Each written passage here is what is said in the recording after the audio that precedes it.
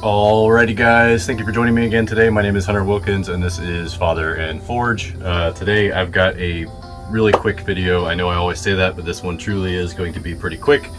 I had some trouble with some scales I was doing the other day, and actually it wasn't videoing that was just a little completely separate project there. But this is the knife that I'm working on, and the scales that I was doing, I was going to do a 6-pin configuration, and the way that I normally do that, I will take my 2 scales, put the knife on top. Usually I'll tape it or clamp it or something, and then I just drill through the holes that I've already made in the tang of the knife. That didn't work out very well at all. I think with the drill bit kind of wandering around when I was going through all that, and that's pretty thick piece of chunky material to go through. So I think that gave me some problems, and I think that gave me some deviation in the path of the drill bit, which in turn made it damn near impossible for me to actually get the knife onto the pins, and then made it actually impossible for me to get the other scale onto the knife itself. So I ended up breaking one of the scales and throwing a tantrum like a 3-year-old, throwing everything on the floor and screaming and cursing and all that good stuff. So today, what I'm going to do real quick is I was given some tips for how to accomplish this without all those problems, and we're going to try the tips that were given to me, and we're going to see how they work out. So that's what this video is, and hopefully at the end of the day I'll have this clamped up and ready to go, and then I'll just have to finish it. So for starters, one thing we're going to do differently is the actual bit that I'm using. I just bought these from McMaster Carr. These are actually slightly bigger than my pin stock, so I'm going to actually first, before I do that, I'm going to try to ream these holes out to this size. That should make everything a little bit easier, and then we'll use this to drill through the scales with the knife, and I'll show you the technique I'm going to use for that in just a moment. So let me ream these holes out real quick, and then we'll get into this using this. But this is one size bigger than my pin stock. My pin stock is 1/8, so this is what, 9/64. So they might wiggle a little bit, but that's really not going to matter once the epoxy's in there. And I think that's going to help me get a nice tight fit up in the end of this. So that's the plan. Okay, so I got these 4 holes reamed out properly. These 2, since this is a hardened blade, they're a little bit too hard. I'm having some issues drilling through, so I have a possible solution. We're going to try it and see if it works. If it doesn't work, I should be able to still salvage everything, so I'm not that worried. But we're going to go ahead and do it. What I'm going to do is, for these 2 holes, I'm going to drill pilot holes with a small drill bit into the scales, and then I'll just ream the scales out with the larger drill bit. That should solve the problem. There you go. All right, so let's move on to the next step of the new technique that I'm using from now on. Okay, so for phase 2, what we're actually going to do is I'm going to take some painter's tape. I'm just going to lay that on right like that. Try to get it pretty smooth. Put this on this one. Get it nice and smooth. Okay. Now, same thing here. Let me wipe this tang down just a bit, just to try to get some of the little oils off and such. So we're going to take this. We're going to do that. And we're going to do that. All right, let me trim these up real quick. Okay, so now I've got my 2 scales taped off. I've got my tang taped off, and I've got some holes in here where the pins are going to go, basically. And this doesn't have to be perfect, but I'm trying to be fairly precise. And I know exactly where I want this to come up on the blade. So now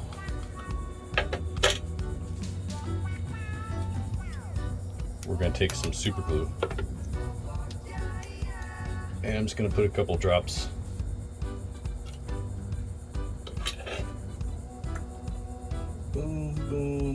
Boom.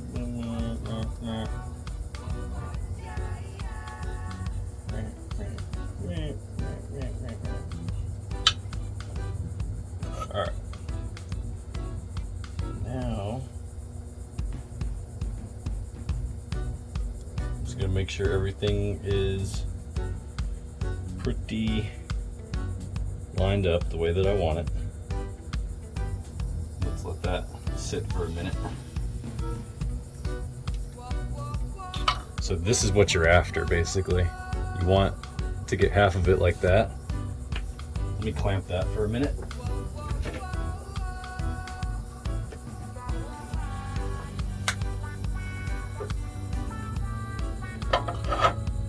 All right, we'll get back at it in just a moment. Okay, we're back. All right, so this next step that I'm gonna do is something that not everybody does,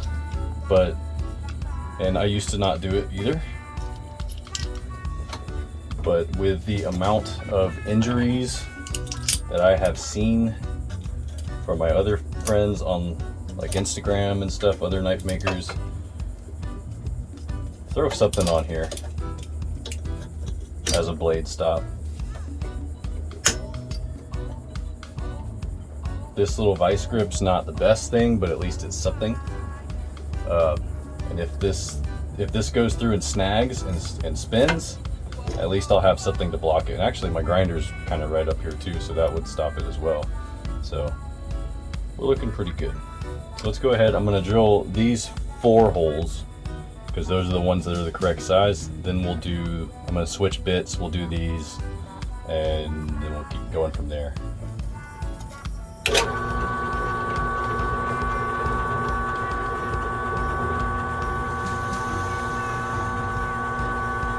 When I do anything on the drill press, I go nice and slow, and I let the press do the work for me. Which actually, I got stuck.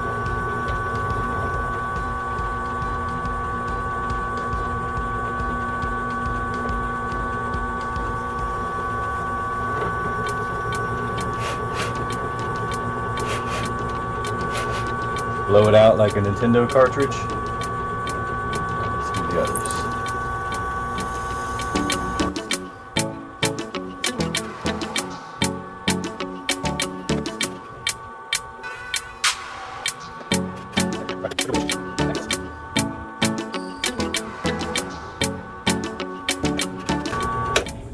All right, we're gonna check this out, and then I'm gonna get the other one ready and set up.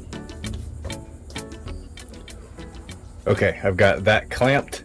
That's going to be ready to go in just a few seconds, basically. But in the meantime, let me take the opportunity to thank Swampland Knife Co. for telling me about the painter's tape and super glue method. I think that's going to help a lot. And thank you to JH Forge Works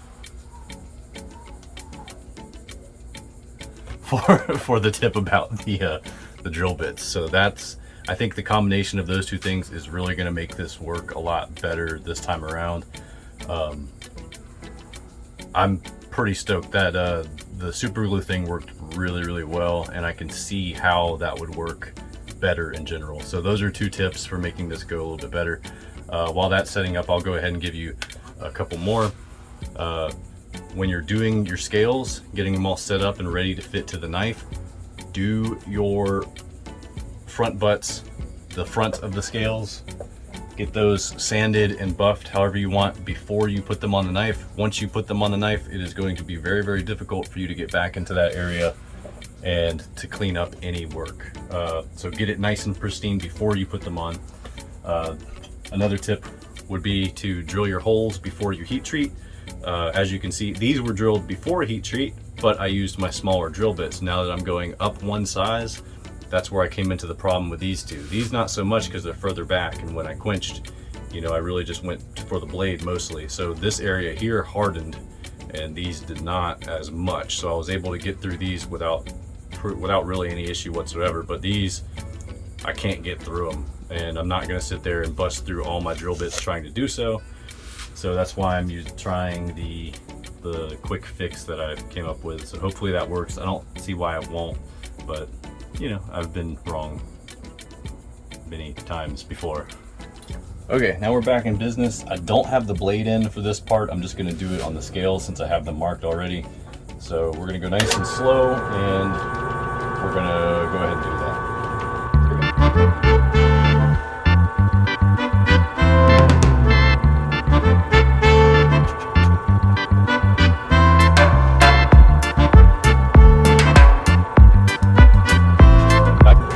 I can tell you right there, when I did that one, I could feel these moving a little bit, so there might be a little bit of play in this, a little bit of variance. So I would say keep a good grip on it.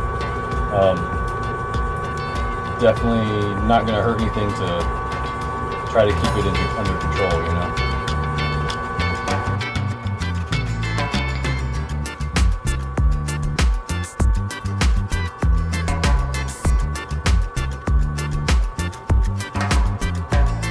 Here's another real quick tip. If you just throw some tape on one side over your holes, you can pop your pins in, they won't fall out.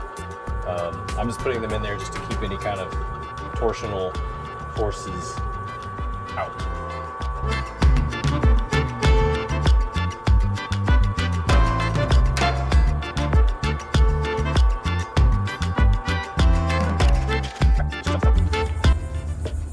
Okay, so that worked out pretty well.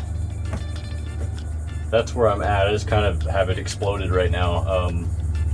It didn't work quite as well as I expected, but it worked.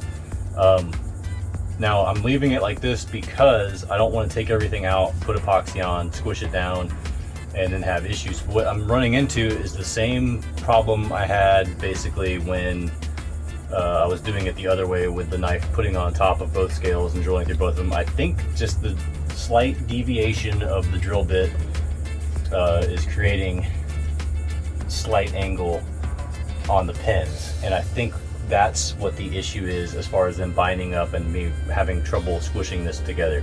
Once it's actually all pushed together, these are loose and I can pull them right out, but right now with that distance in them, it won't allow me to pull them out, which is fine. I don't need to pull them out right now. I'm just trying to explain, you know, the greater the distance, the more deviation there is in these, and the greater the distance, the more resistance you're going to have trying to maneuver these around, pull these apart.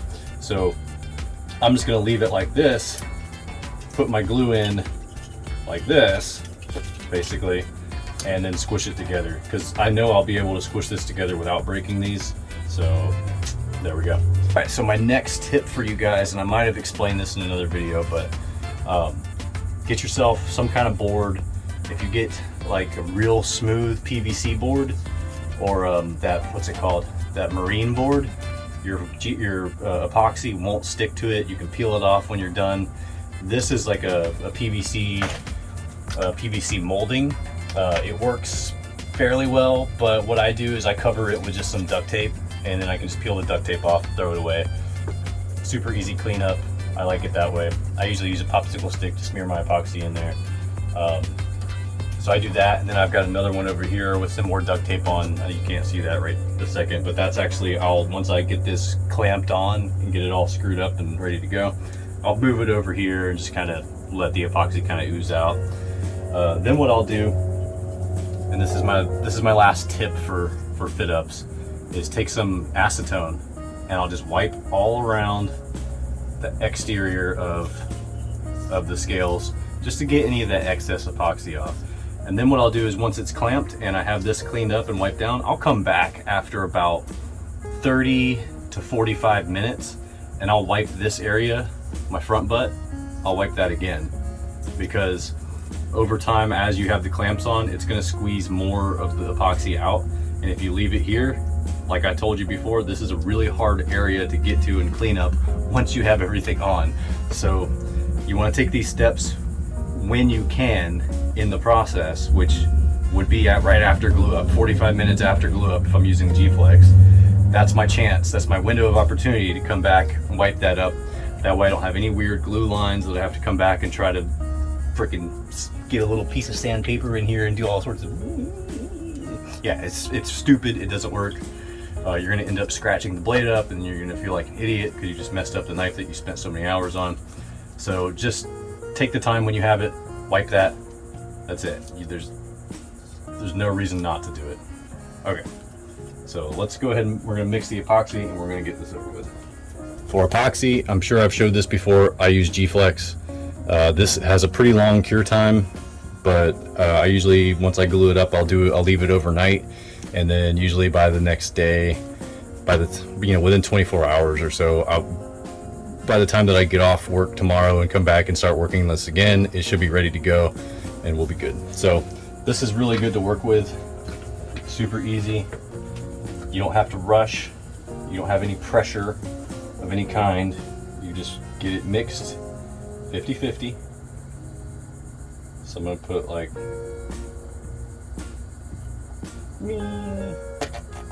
this flows really nice too. It's not like other epoxy, like 5-minute epoxy, where you have to sit there and squeeze the tube for 5 minutes trying to get it out.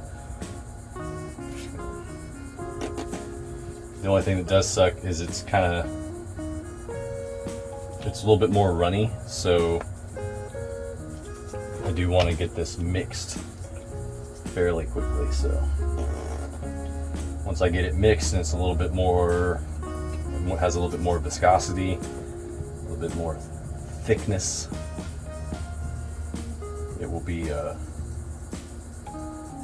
fine. I try to really get it nice and mixed and completely uniform. You can take like a card, like a plastic card, credit card, or like one of those credit cards you get in the mail that's preferred customer kind of BS. Use that, scrape it in and out, move it back and forth, layer it up, chop it up, swirl it around, do whatever.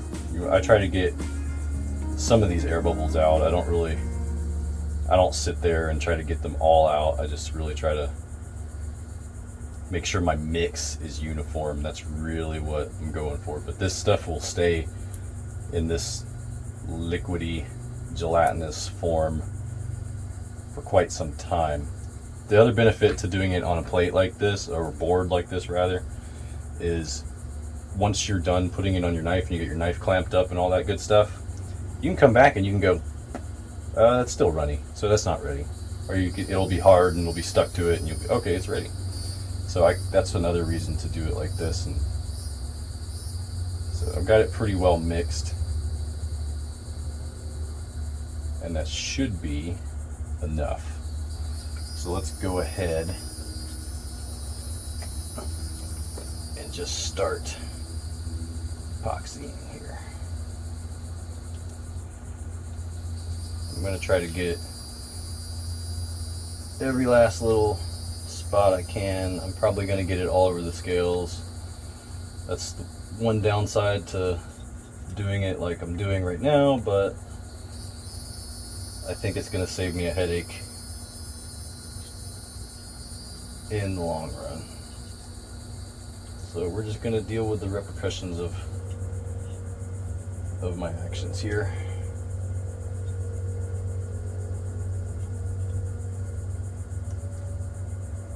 Also, fun fact, this is my first 6-pin knife, which is why this has given me so much trouble. I've never done a 6-pin configuration. I've only done two to 3 pins, just in a line, basically. So this is new territory for me, hence getting the tips and tricks from some of my knife buddies. So that's pretty well coated actually now even. So let's start squishing it.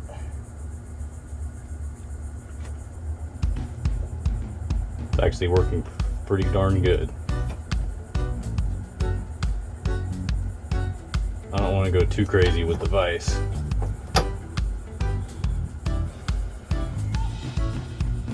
I am going to use, just making sure that my pins have made it through to the other side. Some of these are very, very tight. Some of these are not that tight, which is fine.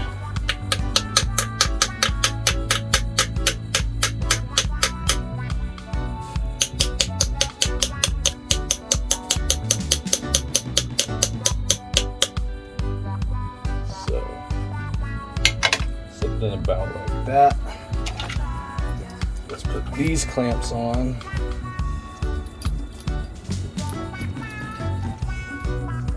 When I'm doing my blade fits like this, I do like these screw-on C-clamps.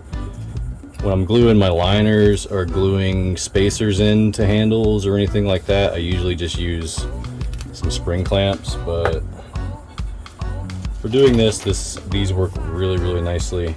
And considering that I'm trying to apply pressure, and you don't want to go too tight either. So be aware of that, because if you go too tight on this, you're going to squeeze out all your epoxy. Now I drilled extra holes in here so that the epoxy would have kind of something to grab onto.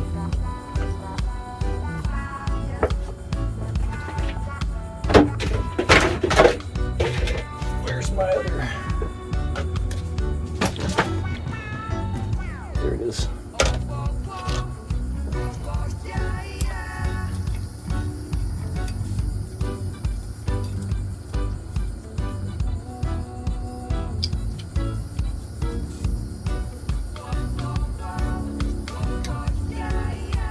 Do one more up towards my front butt.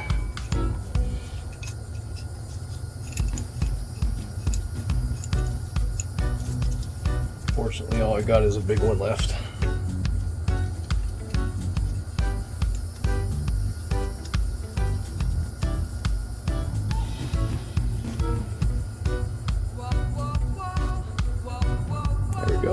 I think that looks pretty damn good.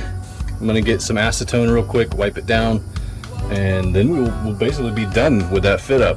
And you'll have some tips and tricks that should hopefully help you out the next time that you're dealing with this. Okay, quick acetone, wipe all that.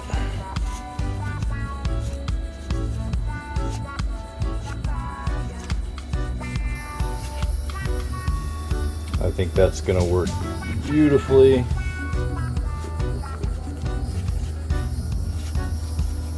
And I really like this zebra wood that I chose for this. Never used it. I just kept it real simple, threw some black G10 liners in, and that's pretty much it. But see how nice that polished up? I like that. So that's gonna be this one. Alright, so that's it. So I've basically given away all of my secrets and some secrets of some other people. Hopefully they don't get mad at me, but I thought this would be a good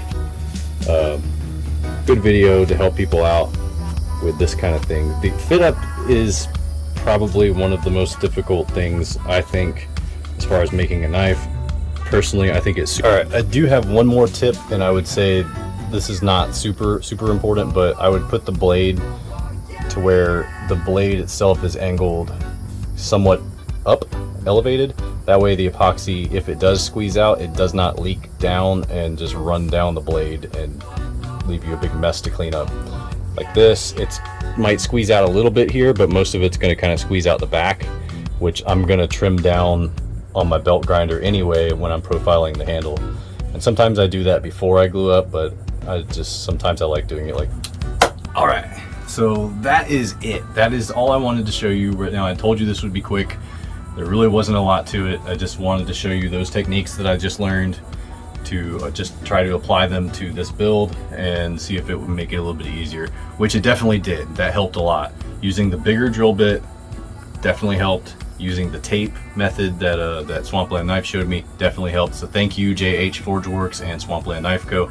You both saved my ass on doing this one, and just thank you for helping me with my first 6-pin knife configuration. So that's done. That's that. Thank you so much for watching. Please like and subscribe if you like this. If you want to see more how-to stuff, let me know. Let me know in the comments. I don't do a lot of how-to stuff because I'm an idiot, because I'm a beginner. so I'm not a beginner. I'm an amateur. I've been doing it for a while, but I'm not a master by any means. So let me know if you like these how-to things. I will do more just to kind of help other amateurs and beginners out, but for the most part I just really like kind of showing you my learning process and the things that I learned. So that's it. So thank you again for watching. Please like and subscribe. I can't tell you how much that means to me. I've come way further than I ever expected I would on YouTube. Still not completely comfortable recording myself on YouTube, but it is what it is. I'm really trying to give you guys some enjoyable content and some helpful content. So I hope you guys enjoyed that. I hope that helps some of you guys, and that's that.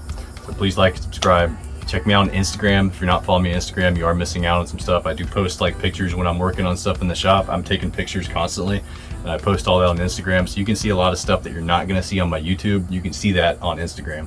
Plus like me doing stupid skateboard tricks and stuff and falling and hurting myself and all that kind of good stuff. So that's all on there. Check me out on there. Please like and subscribe here.